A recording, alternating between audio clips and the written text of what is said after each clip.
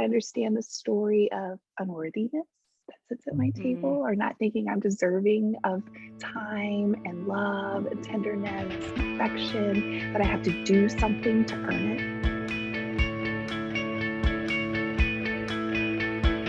it. Welcome, everyone. I could not be more excited to be here today with my friend, Ruthie Lindsey. Ruthie, welcome to What the Fundraising.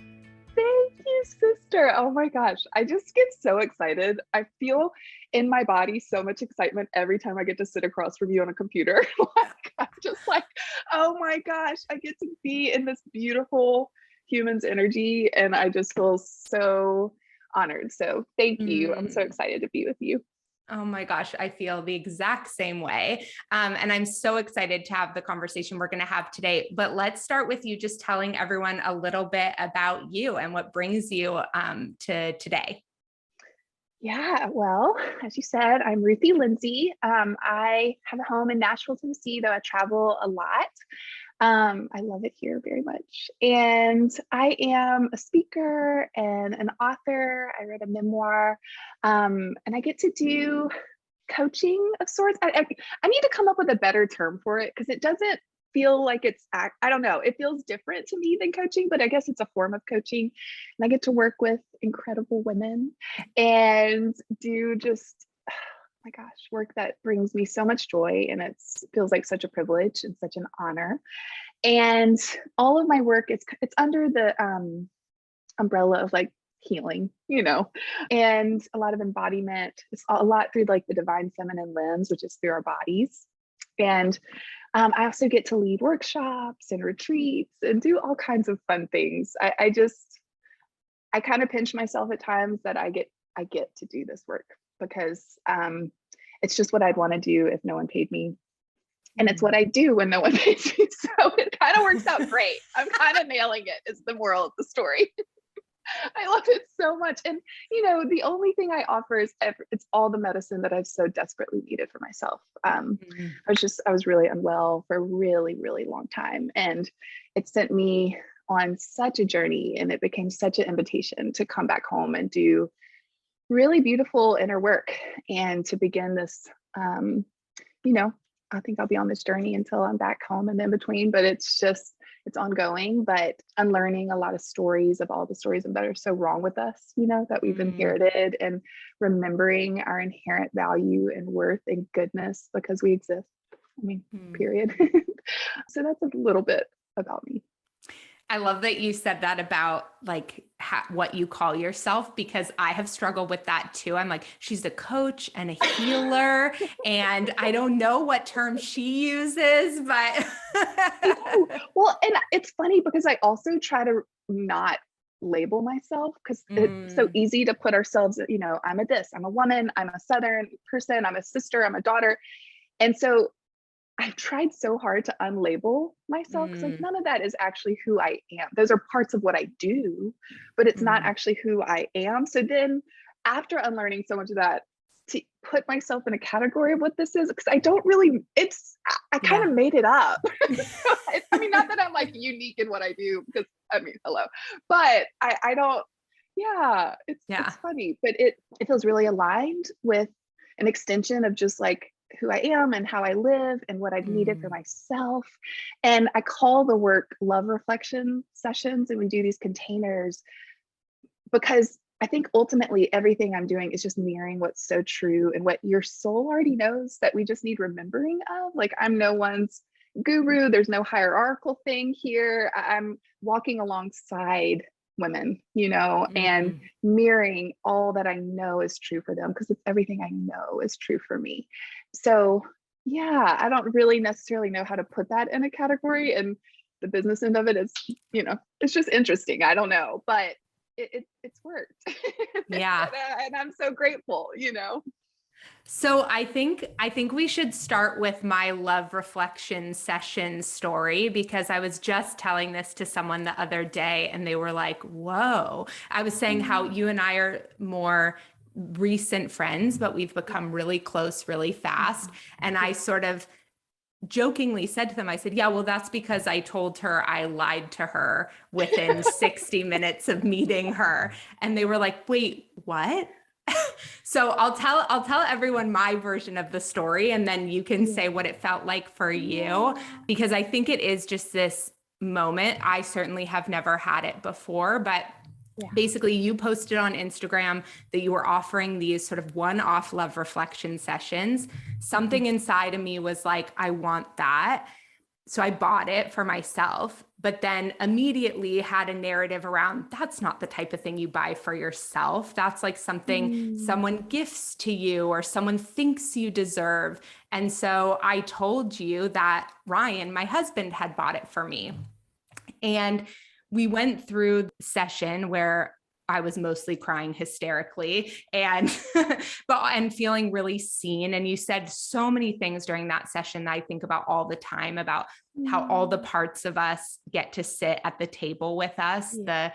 the parts we think are worthy and the parts we're ashamed of. And you shared a lot about yourself, like, those pieces are at my table Yeah. too, and just really held a space for me to just be my whole self and feel Mm. so not judged, or I don't know. It was one of the first times ever, I think, that I truly felt a sense of unconditional, like really, Mm. really, really unconditional love in like its Mm. purest form. Mhm. And so then we get to the end of the session, and I tell you, I have to tell you that I lied to you. Mhm. And I was like, I didn't, um, Ryan didn't buy this for me. I bought it for myself. And I start hysterically crying. And I, admitted that I felt like I didn't deserve to buy it for myself, or Mm. I didn't deserve, it felt weird to say I bought it for myself, that there was something wrong Mhm. about that. And I felt like I needed to justify this hour of love with someone else thinking I deserved it. And Mm. you said in that moment, oh, sister, I love you even more.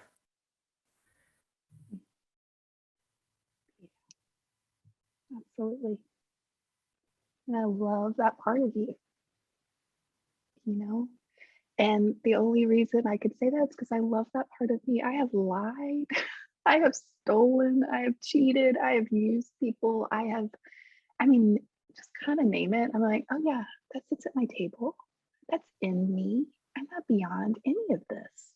Mm, And I understand the story. We all have so many stories, but I understand the story of unworthiness that sits at my table, mm, or not thinking I'm deserving of time and love and tenderness and affection, that I have to do something to earn it. That's mm, in me. And I think it's a very, we're not unique in this. It's something we just inherited, and it's something that our culture has taught us, and that the patriarchy's taught us, churches, it's a story we know by heart. Doesn't mean it's true, but I know it by heart. mm, And no one on this planet has ever healed through shame, ever. We heal by learning to love these parts of us that are so human. Oh, that was just the most human thing that you did. It's the most mm, human thing, right? And I had an experience not too long ago. My best friend, I'm sure I told you the story because it was so impactful for me. It was such a like linchpin, and like something shifted for me when I mm, experienced it. And my best friend was telling me a story about like years ago about her new partner, and he's so incredible, and she'd been through so much. And it's a thing that like I'd honestly prayed for her.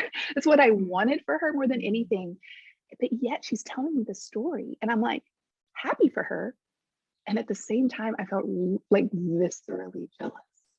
Like my body felt so much jealousy. And the old version of me would feel the jealousy, and then I would become my own second wound, because then I would shame myself for being such a horrible friend. Like, what the hell is wrong with you? Why are you such a bad friend? This is your best friend. And then it's just this downward mm, spiraling, where then jealousy is literally the driver, mm, right? But even though I was really scared, I'm also really brave. And I mustered up courage, and I tell her, I'm like, what just happened? I'm like, I'm so happy for you. And then I tell her what's going on in my head and the story of like mm, jealousy and feeling that in my body. And she did something that changed me. She like was behind the counter. She walks around the counter and stands in front of me, and she looks me in the eye and said, Ruthie, I love that part of you. And that part of you gets to be here and gets to be felt and gets to be loved on. And I love every part of you. And we both start crying and we were just holding each other. And then it opened up dialogue for her to share with me some things that she, had felt. And I got to love on those parts of her. And it took jealousy from being in the driver's seat to love. Like love was driving that. It transmuted where it's still in me. It still sits at my table. It just doesn't have to be the head of the table. It doesn't have to be the driver of the table, because these parts of this long to be felt. They long to be accepted. They long to be communed with. They long to be mourned. They long to be loved on. And we only heal through love. Like that's the only thing that brings actual transformation is love and self-compassion and tenderness. And that is what Audrey mirrored for me and what is for me. And it was a massively shifting moment. Whereas now, because I'm learning to do this, this is my own practice that I do constantly. Like the only reason I can offer that to you is because I offer that to myself. I've lied 9 million times trying to get to belong. And I'm wanting acceptance. And I want people to think I'm wonderful. And I don't want to make any, I learned a million ways to fold myself up, to fit in a little box, to be accepted and to get love. And we are literally wired for belonging. So it's like, again, I'm not unique in this, but the work is like unfurling and allowing every part of me to be here, which includes, shadow and profound light, right? Like I am so joyous and generous and kind and loving and freaking hilarious and silly and all of those parts of me get to be here. Every part of me. And when I do this work for myself, the overflow of that is every part of you gets to be here. Every part of a partner of mine gets to be here. Every part of my family, even the ones that I've judged and criticized and shamed. And when I do that and I project that on someone else, it's always this great indicator of parts of me that I've rejected and exiled and have not wanted to be with and not wanted to commune with. Like I had an experience last month that really was so beautiful. This precious girl who I'd hired, she was going through a transition with job, and I hired her to come help me organize my house, and hadn't seen her like a year or two, and a few things I couldn't find after she left because you're organizing and things get thrown away. And she wrote me about a month ago and was so vulnerable and so honest and shared with me that she had stolen some things from me. And I was so moved. I was so moved by her honesty, by her willingness to share that. And I just got so emotional, and I left her a message. I'm like, I love that part of you. I have stolen. There's a part of me that's believed that there's never going to be enough for me.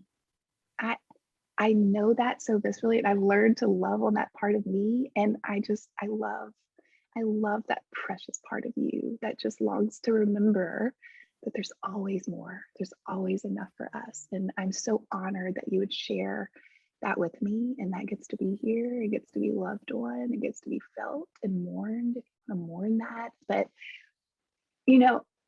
I can only offer that because I do that for me, and meant it with the depths of my soul, depths of my soul. And I was so touched by her bravery to share that with me. Like, holy hell, that was so brave, and it touched me so much. And I think that if we were able to do more of that for ourselves, the way that we would move through the world, it just changes. I really think this work is like life-changing, shifting work for the collective, because it shifts things. It just does. It shifts things. Yeah. Yeah. And you're right. We can't hold space for someone else in a way we don't hold it for ourselves. Yes. We can pretend to maybe, but we can't, like on a cellular level, really fully accept it, fully embrace it, fully love them through it in that same way if we're not doing it for ourselves. And the jealousy, it's really interesting that you brought up that jealousy story, because I just posted something last week, maybe on LinkedIn, about jealousy. And I talked a little bit about it on Instagram too, how I feel like jealousy is this really shameful emotion that we don't give a lot of space to. And it's actually, and I had said on LinkedIn, like, I don't see it talked a lot about here. And I just want to sort of name that I feel jealous here a lot of the time. I always feel like I'm not smart enough, witty enough, creative enough, right? Liked enough, cool enough, right? Like on this platform. And there were a lot of people who sort of reflected feeling similarly. And a lot of the kind of suggestions to me about how to deal with jealousy when it came up for me was to focus on, or they weren't necessarily making suggestions, but they were saying for them, what they do is kind of redirect their energy to the work that's in front of them, or to all the opportunities they have, or to focus on. And I really sat with that. And that's my conditioned tendency too, to work harder. And what I said to one of the women is, I said, I'm like that too. But actually what I want to work on is how to not do more to be more, like how to just let myself feel jealous, acknowledge that emotion, not shame myself for feeling that emotion, and then not make it about what I'm doing or not doing, or what opportunities I have or don't have. I don't actually want to do anything. I want to just feel and process and be okay and allowed to feel that thing without it being about, gaslighting my own feelings to just say like, well, you do have all these opportunities, or saying, well, if you want to be like that, like let that light a fire under you to start to do more of X, Y, and Z. And it's just so interesting because that's all our conditioning is, not just that we're not supposed to feel that thing, but when we do, how to like shift ourselves back into a like disembodied overdrive Avoiding. state. Yeah. Yes. Yeah. Yes, totally. And is there a place for like feeling grateful for what you do? Of course, for what you Yeah. have and all of that. But I think for me, and what makes me like curious about for other people, because I've found that this has been the biggest shift for me, is first letting that part be here, not, because usually these very conditioned parts of us come up. That's a conditioned feeling that something inherently is wrong, that I need to do more to be more accepted, to be more loved, to be more liked, to be more worthy, to be more deserved, blah, blah, blah, blah, blah, blah, blah. And so I love Tara Brach because she has this practice called RAIN. And the first thing is you recognize that it's here. A is you allow it to be here. Hi, jealousy, you get to be here. Thank you for showing me you. This is so human. Not to shame it. It's just so human, right? I is inquire. Like we get to inquire and get curious and feel, where does jealousy live in my body? Because every feeling, every emotion lives in our bodies. But we're usually, we're so cute. We're just up here in the future, in the past. We're ruminating. We're, future tripping. We're, feeling regret, shame about something, and it's conjuring up stories. And so when we go in our body, we're here, we're feeling sensations, we're letting ourselves feel where we feel that thing in our body. And it's usually old. It's usually really old. And it's usually an old story. And then N is when we get to nurture it. We get to love on it. We get to reparent it. We get to bring radical compassion and kindness to that part of us. Because usually what happens, like I said earlier, is we see this conditioned thought. It's always, the first thought is always the conditioned belief. But usually we shame it. And then it's this downward spiraling thing, because of course no one heals from shame. But instead, if you recognize it, it gets to be here, you feel it, you nurture it, you get to bring compassion and love to it. Then from that overflow, you get to feel the gratitude for all the things that you have. And I really believe jealousy is such a indicator of things that it's just an indicator of things we long for. Like we label these things as good or bad, and we're very dualistic about, what if it just is? What if it just is? And what if it's just an indicator? What if it's just an invitation? What if it's just a feeling, right? But the story we tell ourselves about the feeling is where we suffer. It's just practices.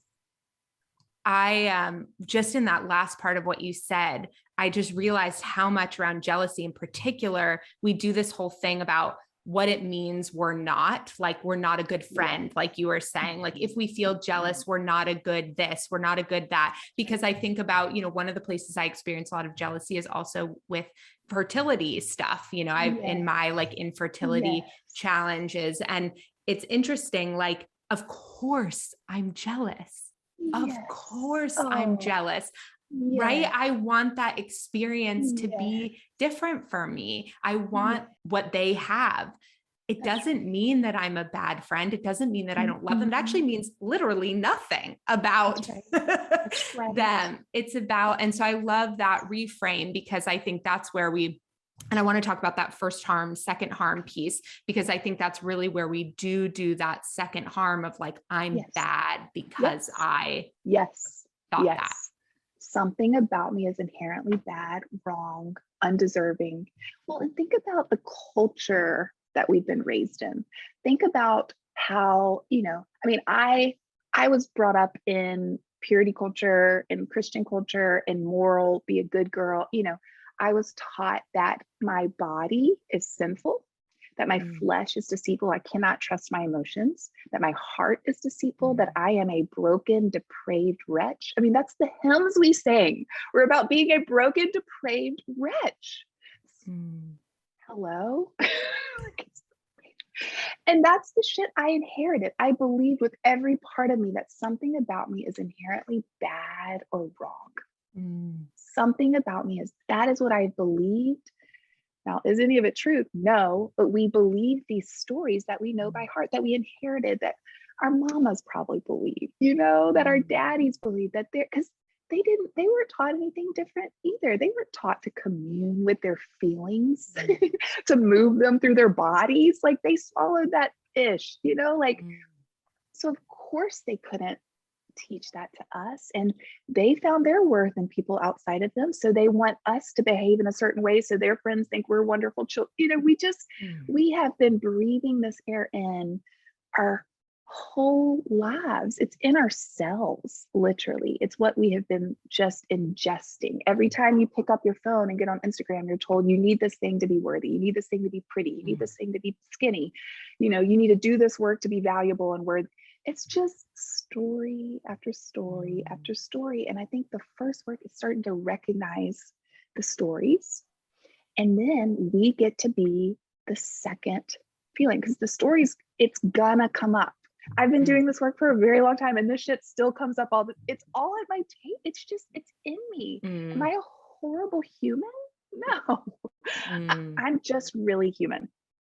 And, the perfectionist part, perfectionism likes to like crawl in my lap and sit right here. It's like we know each other really, really, really well, because there's also a part of me that knows that I am this divine being that's been here many times and that will never die and will come back, that knows that I am a divine human, as is everyone else. We're divinity and we're human. So we get to be both.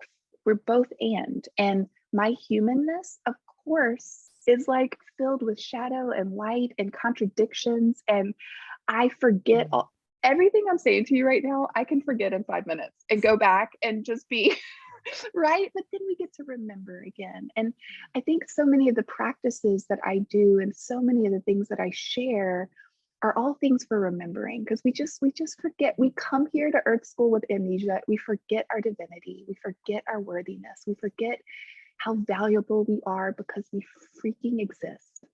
I don't have to do anything to be worthy of love.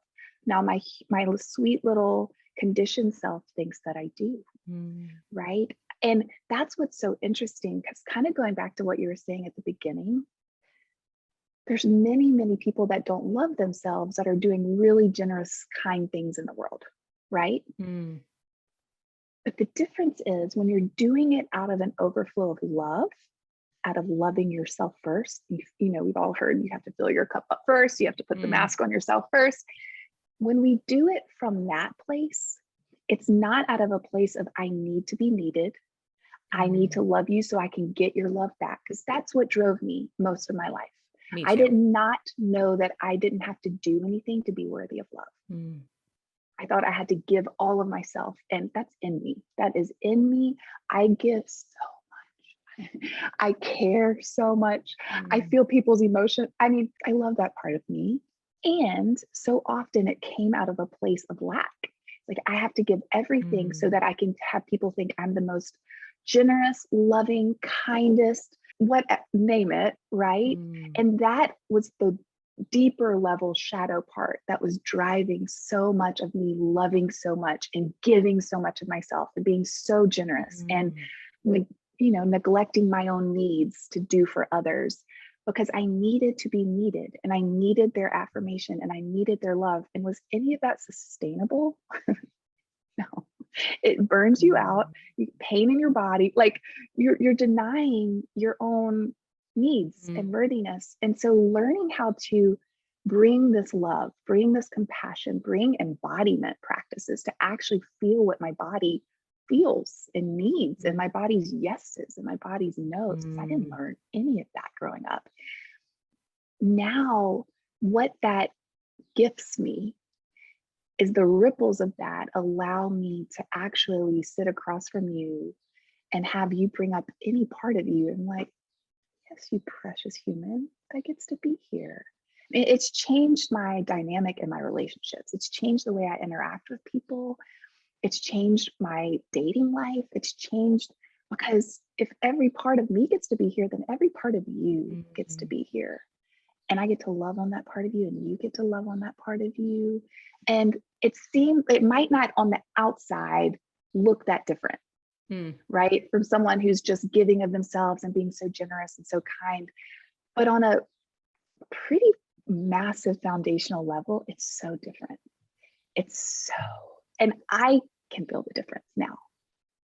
I can really feel the And difference. I think everyone can if they listen to it. Like I Yes, think the reality is that, and we can feel it when it's happening too, right? yes, We can feel when yes, someone's doing something for us as a way to sort of stack up points versus giving really generously and it from a place of desire. And yes, I think like and even if we can't in our head recognize it, we feel it in our bodies. yes, Like, and we yes, talk a lot, I talk a lot on this podcast around how the behavior is not the thing. Like the thing is the energy behind the behavior. So whenever people are like, is it bad that I watched 5 hours of Netflix?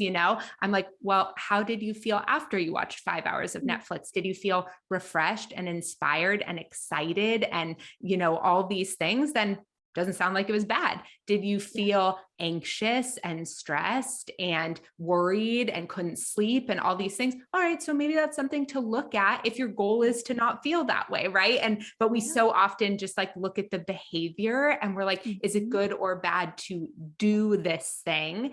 But actually if we want to be existing in more sustainable ways with ourselves and feeling better ourselves, then it's not just about what we do, it's the energy behind how we do it, why we do it, all of those Yes. different pieces. And something you just said that I'm really thinking about now is how, of course, we feel like external validation is how we know whether or not we're good or lovable or worthy, because Mm, our whole lives the feedback we get is based on how comfortable it makes someone else, yes, right? And so saying yes. something like I talked a little bit about crying on Instagram around how, it was like someday it was like noon in California and I'd already heard 3 women tell me someone had told them not to cry. Oh, And I was like, oh, oh, so I like took out my camera. I was like, I got something to say about that. yeah, And not only is like crying so beneficial and healing and all these different things, but I was like that don't cry. And now I see it all the time on TV, right? Someone starts, oh, don't cry. And even said oh, from a voice as if it's about, oh, I don't want you to cry because I care about you not crying. It's like what's mm-mm. happening in that moment is they are uncomfortable Exactly. Yes, with you crying. yes. In therapy, when I went to on site, they won't allow you to even offer tissue to someone unless they ask for it because it's our own conditioning. Like, I'm uncomfortable, wipe your eyes. I'm going to give you tissue right now, where we're thinking, and sometimes it's not always the case, but like someone who gets tissue from someone, it can make them feel like, oh, I need to stop this. Right. And so they might get that narrative that it's not okay to do this. And the amount of times my clients will like apologize from crying, I'm like, oh, your tears are the most sacred, holy. Yesterday, I had 2 different clients cry from second 1 until second 60, like 60 minute. Like, we literally cried, and it was the most sacred, holy, beautiful. Hillary McBride told me this in one of our courses we taught together, which I was like, wow. Tears are like one of the only, I don't know what the correct terminology is, that we can cut off and not let come out. Like, you can't not pee, you can't not poop eventually. Like, if you're going to snot, it's going to come out, right? But tears, we can cut off. And she said that, this is wild, that they did a study, and when a full, like, weeping, shedding, clearing tears come out, they tested the tears, and they're so toxic that they could actually kill a small mouse. And we're trying to keep that inside, but it's so cleansing. It's letting out so many toxins from your body. It's releasing so much. It's the most loving thing that you're getting that out. Wow.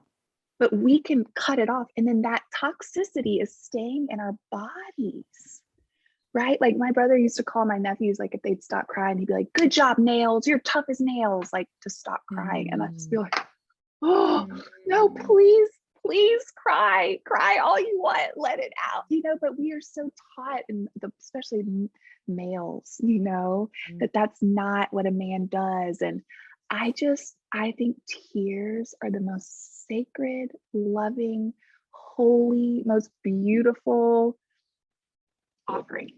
I love that. And I definitely have been one of the people who's apologized to you for crying. So human. Yeah. And I remember one of my, mentors, Karen Mulvaney, one time I said something, or I told her a story, and she started crying from it. And I immediately felt guilty, and I started to apologize for making her cry. And she just turned to me and said, I love that I can access my emotions like this. Oh, yes. And I was just like, wait.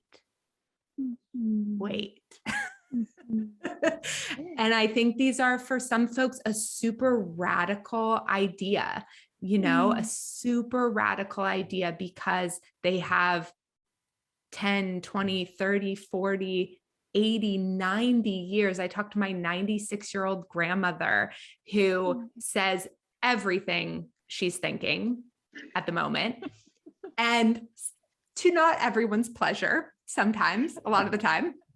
And everyone. But recently I kind of dug into it with her a little bit, and she started to share with me how she spent 80 years of her life feeling like she couldn't speak her mind, like she wasn't allowed to say what she thought or how she felt. And hearing that, knowing that, really even shifted my compassion when she says something that really feels inappropriate to me, right? I'm just like, I did not need to hear that at this moment in time, but okay, I understand you are needing to like release so much more than just like saying your opinion about why I did this thing. It's like, this is like you getting to really be fully you. And like, I want to hold that space for you at 96, just to get to be all your parts. And so it's just such a healing practice for you and for the community in which you're in. Yeah. Well, and think about someone that's never done, or I don't want to make assumptions about your grandmother, but for people that haven't done inner work, because what I'm not saying here when I talk about like bringing all of our parts for ourselves, right, is just being like, so you get to just go out and be an asshole. You get to just say whatever you want, no matter what, that gets to be here. But what shifts is, and what's so beautiful is now, like, I'll have conversations and I'll get to say, I know my audience. So if I'm talking to someone that feels safe, that has earned my trust, Yeah. I get to say, like, the story that my little conditioned brain is telling me right now is this, Mm, this, this, and this. Right. And I don't believe that's true, but here's what my insecurity is saying. mm, Here's what my fear is saying. mm, Here's what my criticism is mm, saying right now. And again, it doesn't mean any of this is true, but here's the stories that are playing. mm, And I want to bring a lot of love and compassion and just be honest with you that this is what's playing in my head. And I don't believe this is true, but here's what's happening. And that's such a different mm, thing than just being like, you know what I mean? But what is beautiful is when you do this, most people don't, I don't want to say most, large majority of humans aren't doing this work, yeah. right? So they don't necessarily have the skills or the language yet to be able to know that that narrative that's happening isn't the truth, that it's just a Mm, story, or that that judgment isn't real. And that doesn't mean that that's actually true about that person. So they just are either keeping it playing on mm, loop in their head all the time, or they're saying it and people are like, you're just a dick and I don't want to hang out with you. You know what I mean? mhm, Because they don't have yet, they haven't been taught the tools to commune with those parts within mm, themselves, that the stories are just stories.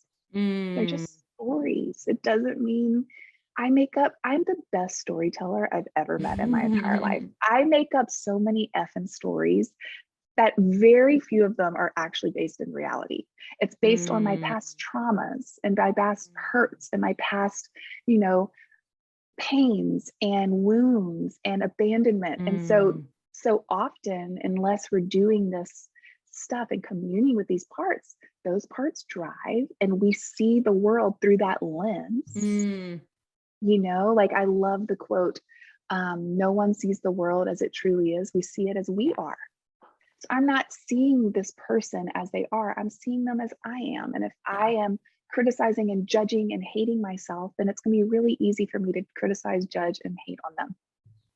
Yeah. And latch on to their criticism, perhaps of me, because I think the piece here Yes. that you said that is like, yeah, everyone's coming into relationship with different skills, different levels of awareness, different. My grandmother hasn't done that work. I don't think she's ever Yeah. gone to a day of therapy and, Yeah. or anything like that. And so, maybe if it was a different relationship, I would try to create more like growth between the two of us, or I would, Mm, but because of what it is, it's just actually about holding that space, not taking yes. it personally, recognizing Yes. my own boundaries around what i Right. what i hear versus what Mhm. I like let inside my body, and it just Yeah. has changed my how I can sort of show up, because I Mhm. think many years ago she could have said some of those things, and because they're not all untrue. Like Mm. sometimes, she'll say something like, "You've gained weight recently." That was not an untrue statement. Was it what I needed to hear today? No. But but I don't have to like spin out over it, in the same way. And so I think it's like such a hard line. Like obviously you don't want to go around being an asshole in the world, but you might say things that are going to make people uncomfortable when you take Course you care of will. yourself, right? Of And course you will. That's a guarantee. Guaranteed. Yeah. Yes. And so it's Mhm. like, okay, like it's not your job to make everyone comfortable all the time, And so really for me, it's also been recognizing that, because I think for a long time, I felt like setting boundaries was unkind because it made Mm. people feel uncomfortable. And so like Mhm. pulling that apart, it's like, it's nuanced. Yes, it is. It's so everything's nuanced. I think we Yes. have these like black and white things, but you're so right. And when I'm saying like loving and accepting other people's parts, I'm not saying not to have boundaries. Just because I've Mhm. learned to love and accept certain family members that, they get to have their belief systems that are very opposite of mine. And I get to just show up as love. I also have really strong boundaries, like Mhm. really, really strong boundaries. And there's people that, you know, I can love them from afar and they get to be who they Mm, are and love, who they are at this point in time and mm, their journey is perfect. And there's nothing for me to fix about them. And they're not in my life. mm. They're not in my life. Yeah. I get to send them love from afar, but it didn't feel loving for me to be in relationship with them. And so Mm, I am such a firm believer in boundaries. And do I always do it? No, but it's gotten so much better and it's so different than it used to be. And I would stay in relationships that didn't necessarily feel that good because one, I probably got something out of it and I got to use them on some level. Something kept me mm, around. And I didn't want to hurt anyone's feelings. And the insecure part of me was worried that what they think or hurting mm, someone's feelings or, you know, and now I'm like, it's actually so loving to have boundaries. Like about even if the person that the boundaries are put up with feels like hates it and thinks it's the worst thing ever, it's actually still really loving. It's really mm, loving. It's actually loving for them too, which it doesn't feel like in the moment. It just probably feels really terrible and they probably hate it. But like anytime we honor our own agency and our own bodies and our mm, own needs and our own desires, it's the most beautiful mirroring. It's the most loving thing we can do for ourselves, but it's mm, also the most loving mirroring of what is for them too. They mm, get to do that. Everyone mm, has this within them, agency, but we aren't taught. Think about like when I was a child, if go hug Mr. Blah blah blah, and I didn't mm, want to. I got whipped. Like I couldn't say no. I had to, that would be rude and whatever, whatever, mm, whatever. I never learned. I just learned to say yes, ma'am, yes, sir. mm, There wasn't room for no. I mean, there was very, very, mm, very tiny margin for no's in my home. mm, So I learned to not listen to my body's no, my mm, body's agency. So I learned to do whatever I needed to do to get the love and belonging and affirmation, to be mm, pleasing, to be desirable, to get that affirmation. I mean, that was and mm, we're wired for it. We're wired for belonging. And so this starts so it starts so young. And so often we also aren't taught how to calm our own nervous systems because our parents don't know how mm, to calm their nervous system. So when we're feeling big feelings and big mm, emotions, as of course every child does, we're either handed food or we're whipped or we're punished or mm, we're told we're being bad or, all these things. mm, So we learn how to swallow them and not feel mm, them, that they're bad, that something about that is bad. So I can't feel that. But of course it doesn't go away. In internal family systems, they call it, it's exiled into the basement and it comes out mm, sideways and usually it ends up driving. It does end up driving eventually. Like it doesn't go away, And mm, so the most loving, the most loving thing we can do is learning how to be with these parts that we've swallowed, that live within us, that long to be felt and communed with. And a lot of that also is like it's agency. It mm, really is. And it's, I'm not saying it's easy. This is daily mm, practice for me, like I saw it recently where I'm like going on dates with people. And if I'm not interested, there's this part of me that just wants to like moonwalk the F out and not say that I'm not interested and just like all of a sudden not be here anymore because I don't want to hurt anyone's feelings and I never want anyone to feel bad and I want to feel, and I'm like, mm, wow, that conditioned part of me is so strong.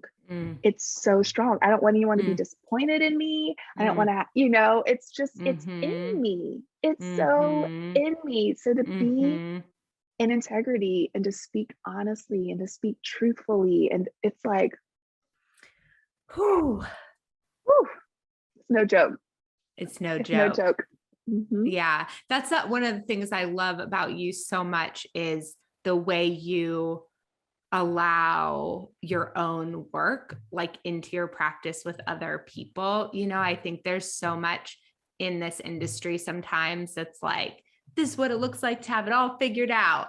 And it's like, Yeah. oh man, all of this stuff is not linear. It's like, here are the practices, here are the rituals, here's the ways in which, even with boundary setting, I'm always like, I don't know, I felt for a while like it was this skill that I needed to learn, and then I had it. And every day it's like, oops, wrong boundary, Yeah. too tight of a boundary, too loose of a boundary, Yeah. and it's like playing with it and just realizing Yeah. it's this like constant dance Yes. with all these Yes. things. I Yes. know I was like, this is going to be one of those podcast interviews that I really need like 10 hours for. But, I love but us. before we wrap up, something I feel like is also really special about you is how you tie conversations like this to rituals. And that has been a way in which you've had such a profound impact on me, is giving me tiny rituals, not like big requests of time or big anything, these tiny little rituals that have completely shifted, like done that sort of 1 degree shift at a time, but have rerouted me in so many ways. And so I'm wondering if you'd share maybe like 3 of your favorite rituals that relate to like self-love and healing, boundaries, the themes I feel like have really kind of come up. Yeah. Oh, thank you for saying that. I received that so much, and because it's what I've so desperately needed for myself. It's just, again, the only thing I ever offer and share are all the things that I'm constantly doing for myself. And I do love, I'm not a counselor, but which is ironic, because not ironic, that's not the right word, but it's interesting because I work, like, probably half my clients are counselors, which is so fascinating. But I think there's something special because I don't have the rules that a counselor has to go by, that I do get to share so much about myself. Like, here's my struggles, here's where here's the things. And it opens up it creates a container that's really conducive to rawness of like, here's this. So then it opens up a place for the other to be like, oh my gosh, yeah, that's been a struggle. You know what I mean? And so there's something really, I don't know, it just works for me, and it's been, and I also don't know how to not share myself. I don't know how to do anything else anyway. But I thank you for that. So yeah, so much of my work, I left my body really young. I probably left pre-verbally, trauma and some things. And so my work, everything I share has a component to bring it back into the body. And I will never forget hearing the shaman say this quote, knowledge is just a rumor until it's moved into the muscle. And when I heard that, I was like, oh, my whole life feels like it's been a rumor, because I've not actually been in my body.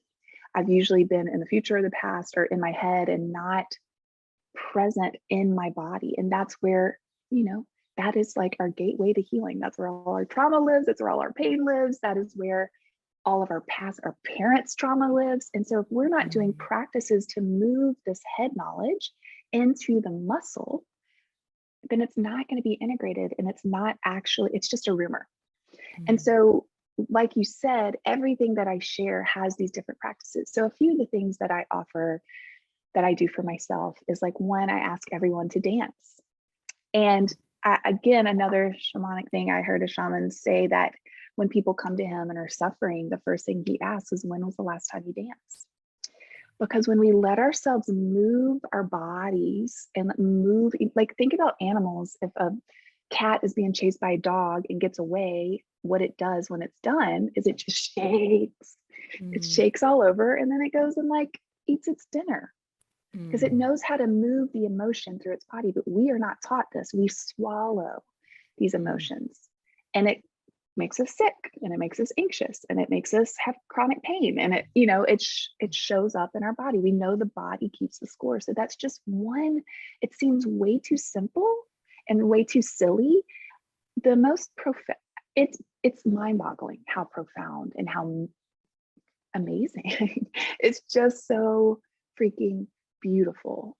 So that's just one. I mean, there's so many different things. I think I've learned a lot of tools for, like, emotional releasing, of, like, practices to move. Like, if you're feeling, anger, there's ones where you can just, like, scream or, like, hit a pillow. And, like, I literally will scream, F word. I let myself scream no. I let myself throw tantrums. I wasn't allowed to throw tantrums as a child. Mm, So letting myself get on the bed and kick and scream no, mm, screaming at the top of my lungs is so loving to move. And the thing is, it's not to say that these feelings that we have are necessarily true, but we felt them and mm, then they get swallowed and then they're stuck in our body. So practice is to get things out. Like I have my friend Nicole Sachs teaches this practice called journal speak, where you let yourself for 20 minutes free write anything that comes up. Like I have screamed at people, I have yelled, I have called them names.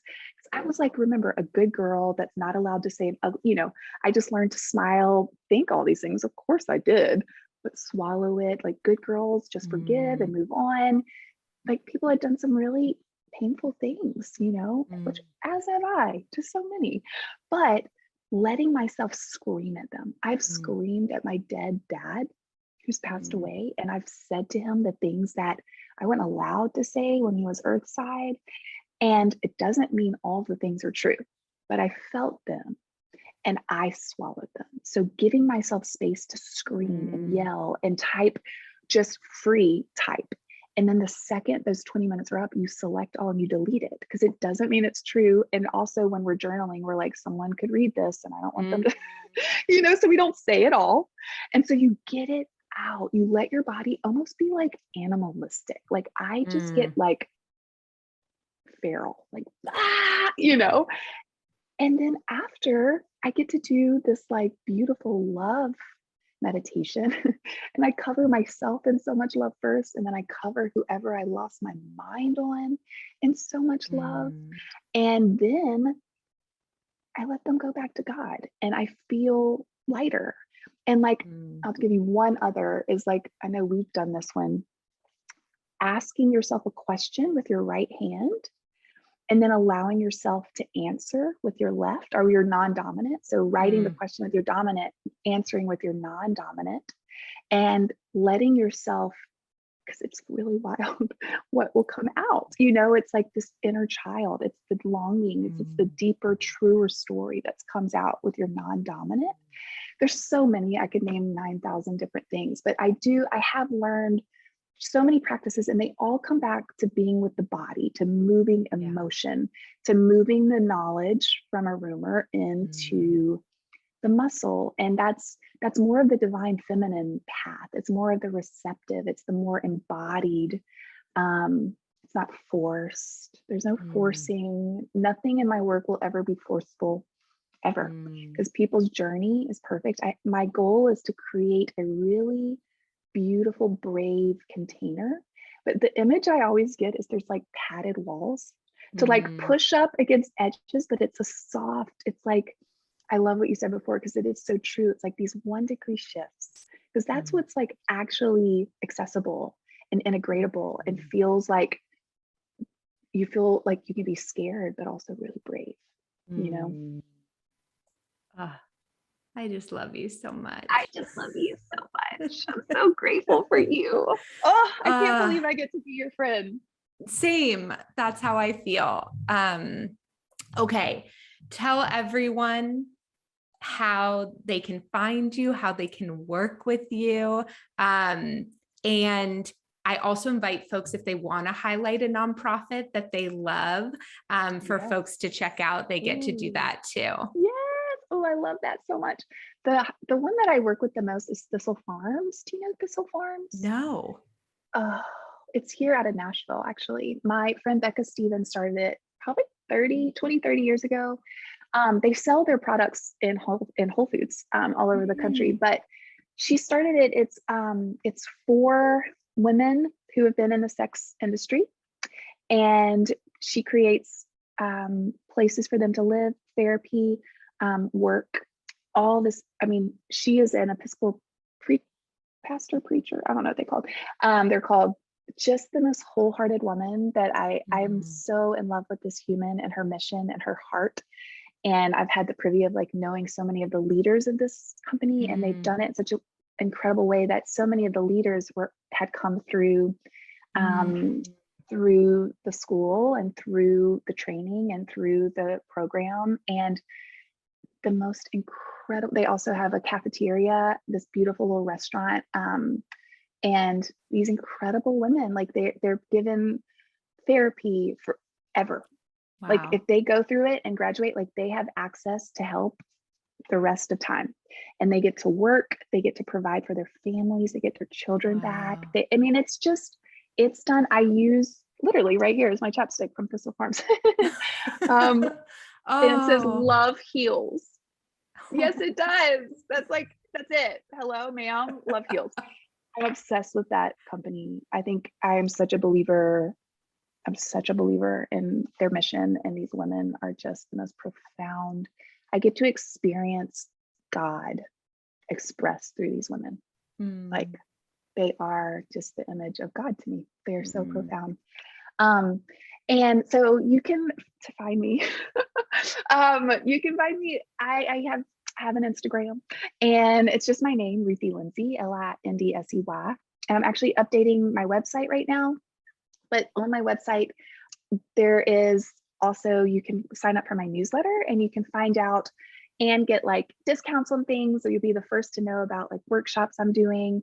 When you sign up for it, you can like pay like, I think $6 a month. I do a lot of offerings for anyone that signed up for this. And there's also a free option if you just want the newsletter. But if you sign up for it, you get a free workshop basically each month. You also get a podcast that I interview just beautiful, beautiful, precious humans. And yeah, so I also do like retreats, and you can find out about different workshops and retreats and things that I'm offering. And then these love reflections. I just started another container. It's a 6-week container, and I just like fall in love with all of my all the women that I get to do it with. It's just like, it's the greatest privilege to be able to sit with and mirror everything I know is so true for these incredible humans that I get to the absolute honor and privilege of sitting across from. And it's the words that come to me right now, it feels like a deep time of remembering. It's just remembering our inherent value and worth and goodness and all the things that are so right and true, and bringing so much love and compassion to these parts of us that we've just exiled and hated and shamed. So yeah, that's where I am. I love you. I love you. I love you. And I can't recommend it like more highly. I mean, I talk about it all the time to everyone. And I think for nonprofit leaders who are listening too, it's just the type of space that is not often available, accessible. And I know so many people like me struggle with like the self-care, self-love industry recommendations. Like I always felt like, I don't know, like a massage isn't what I need, or I kept really kind of striking out. And I mean, I love a good bubble bath, but like, I don't feel more self-love after it. And I feel like working with you is the first time I was like, oh, this is how I learned how to do this for myself. And so I'm just so grateful for you and the work that you do, whatever it's called. Maybe you just get to be a unicorn. A love reflector unicorn. Yes. Here we are. Well, all I know is you are so deserving of that love. You are so worthy and so deserving of that. And I feel so proud that I've had the honor of like witnessing you and watching you and getting to like experience you. I'm in awe of who you are. And I just love you so much. And I feel like I just hit the jackpot that I've gotten to work with you. Like, I just feel like the luckiest because you are such a gift, Valerie. And the work that you do is so profound and so beautiful. And all of us lucky enough to like learn from you we're blessed. So thank you.